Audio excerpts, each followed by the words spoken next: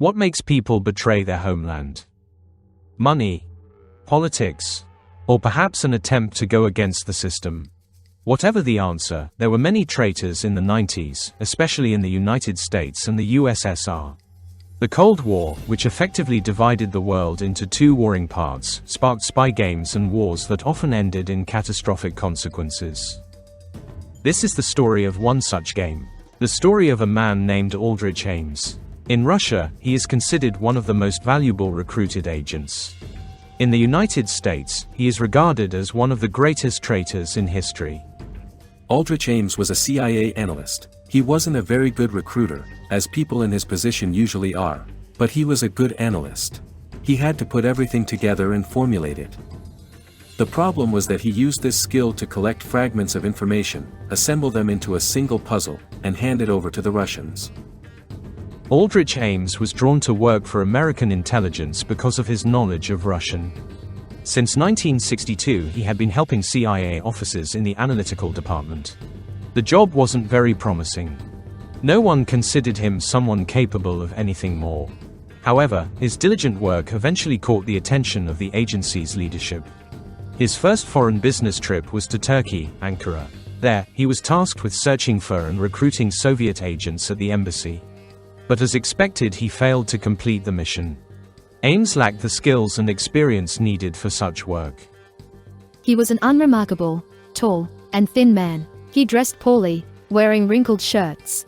Seeing him at a bar, you wouldn't want to sit next to him. Although Ames was a great conversationalist, he seemed quite selfless. Soon Ames was reassigned to Mexico with the same mission. He had to leave his family in the United States. But there nothing worked out either. Even the experience he gained in Ankara didn't help. Recruiting foreign agents is no easy task. He failed to turn any agents to the American side. And it seemed that Ames truly was a failed spy. But it was from Mexico that a new chapter of his life began. Ames was not a very good recruiter. A good recruiter needs to be a good salesman.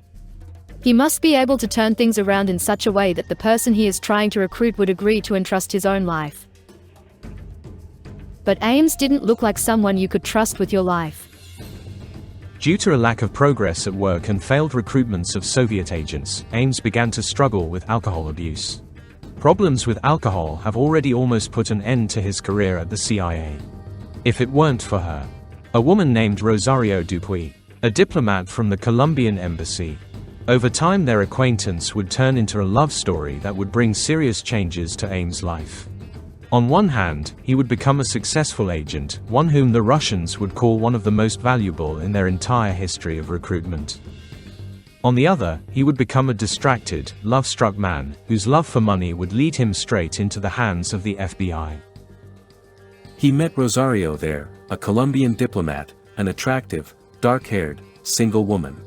They began a relationship that led Ames to divorce his wife and marry Rosario instead.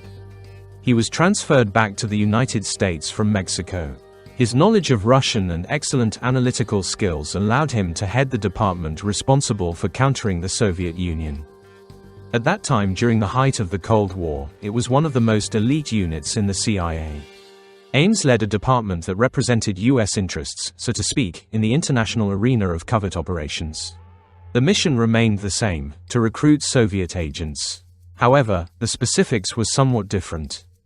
While in his previous roles Ames didn't know who the Moscow spies were, this time he had a clear idea of his target and, based on that, could devise a recruitment strategy. Sergei Chuvakin was a Soviet diplomat working at the Moscow embassy. Aldrich Ames had to lure him to the side of the CIA so that Chuvakin would leak information about the USSR's plans for the United States. 1984 year. Rosario's lavish lifestyle was draining all of Ames' savings. She loved spending money so much that when the FBI searched Ames' house, they found a dozen boxes of expensive women's stockings that Rosario hadn't even opened. But more on that later. The extravagance led to Aldrich Ames' marriage beginning to fall apart. His salary at the CIA couldn't cover all of Rosario's demands. So he went into debt, owing $50,000, which was a significant sum at the time. When it came time to pay up, Ames realized he simply had no way to do so. And at that point, there were two options. Either he finds the money and continues living with Rosario, or she leaves him, and he remains a failure. So he chose the first option. Rosario loved spending money, she loved living a luxurious life, and Ames, I think, tried to buy her love. And the only way to do that was with expensive things and gifts. Ames took a radical and very risky step. In 1985, he went to the Soviet embassy to see Chovakin, the agent he was supposed to recruit. They didn't let him inside. So, he left a package with documents and told them he had more. If the embassy needed such information, they knew where to find him. And by the way, they could take the $50,000 with them. That would be a fair payment for his services. The embassy initially viewed Ames' request with skepticism until they opened the package. Inside, Ames had provided information about two spies working for Washington. The information wasn't just valuable, it was unique. The Kremlin got lucky. They didn't have to search for a gold mine, it came to them. He went to the embassy and wrote a message saying he wanted to see the head of the KGB. He slipped his message through the guard's back door, who then passed it along to intended recipient. They met him and invited him to discuss details. Ames instantly identified the two key information sources at the Soviet embassy. Why? For two reasons. First, to show his worth. He was saying, I'm an important spy, and I can help you. Second, to eliminate the informants who could expose him, the ones who would learn about him.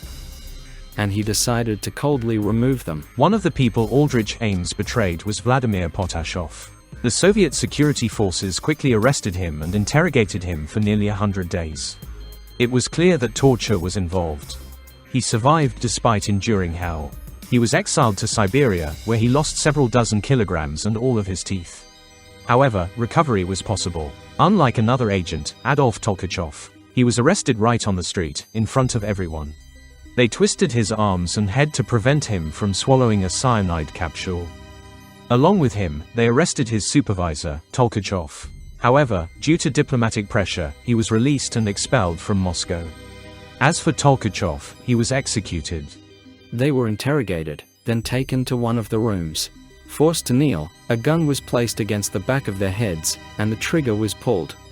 The face was simply destroyed. This was done to prevent identification. They were buried in unmarked graves, hiding them from their families.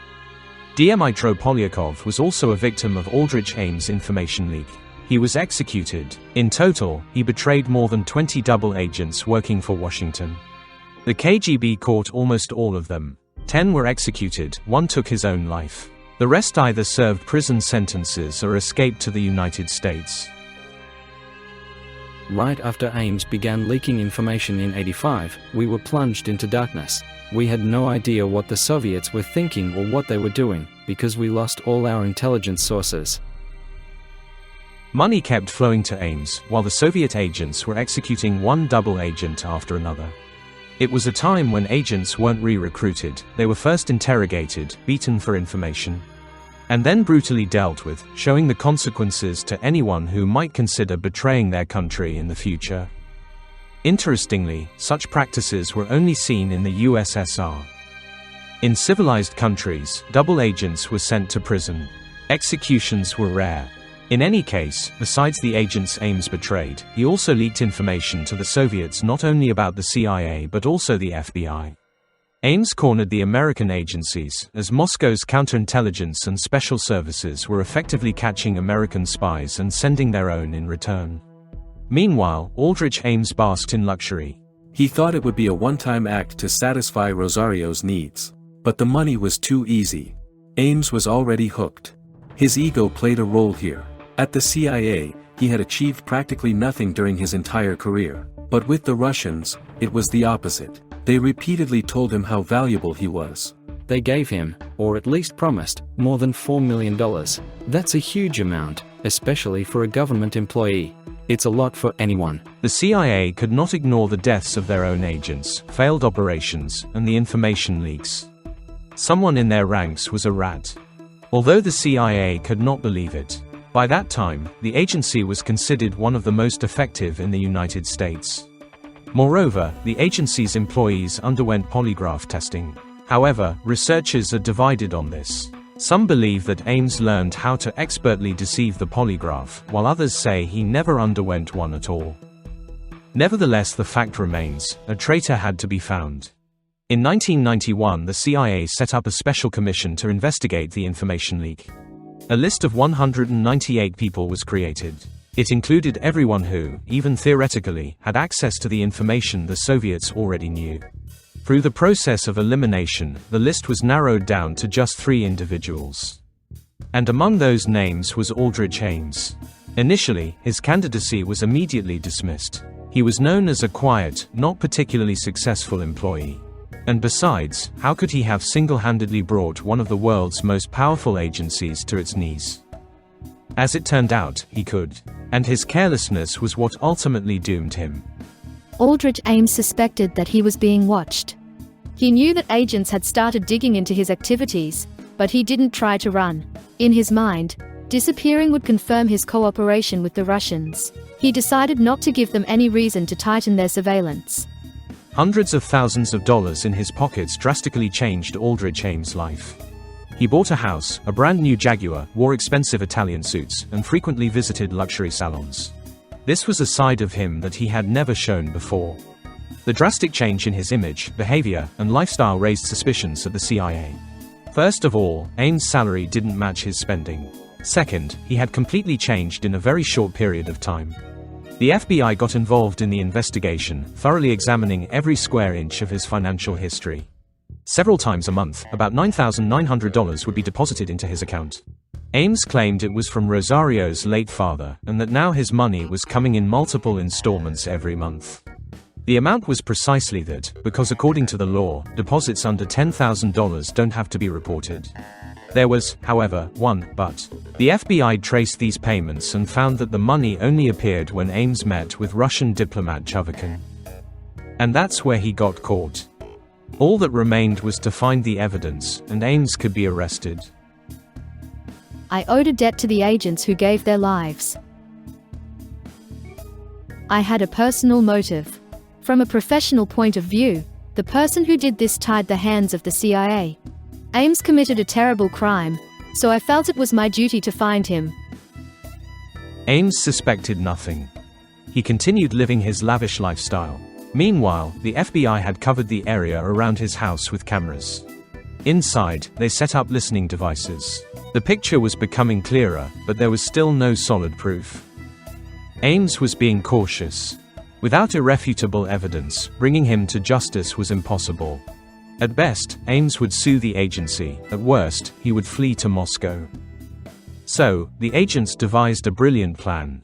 Surveillance showed that every night, Ames took out the trash at the same time. The FBI placed a duplicate trash bin near his house, into which Ames threw out a package. They took it, replaced the bin, and made sure he didn't notice.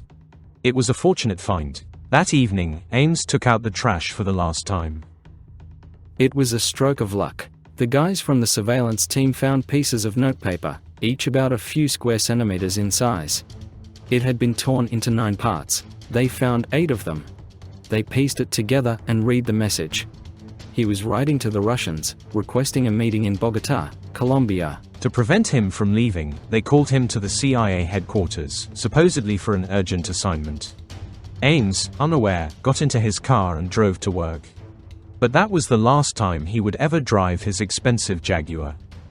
On February 21, 1994, Ames was arrested, a search was conducted at his home, and they found a pile of evidence linking him to his cooperation with the Russians. He had kept everything: notes, receipts, compliments, and many other items given to him by Soviet agents. The question arises, how could someone be so foolish as to keep all of this at home? The answer is simple. He kept all those items as proof of how highly he was respected. As in any story, the arrest and imprisonment of a spy should have led to changes in the structure or the specifics of the CIA's work. But no, apart from the high-profile trial that the entire country watched and all the newspapers covered, no major changes ever took place. Ties were. They are. And always will be. They can be exposed only in 2 cases: if the spy wants to be exposed, or as in the case with Ames, when they lose their vigilance. For the CIA, the Ames case was a valuable lesson, and for Moscow, a golden time. But after that, Moscow no longer had such successful spies. They don't talk about it.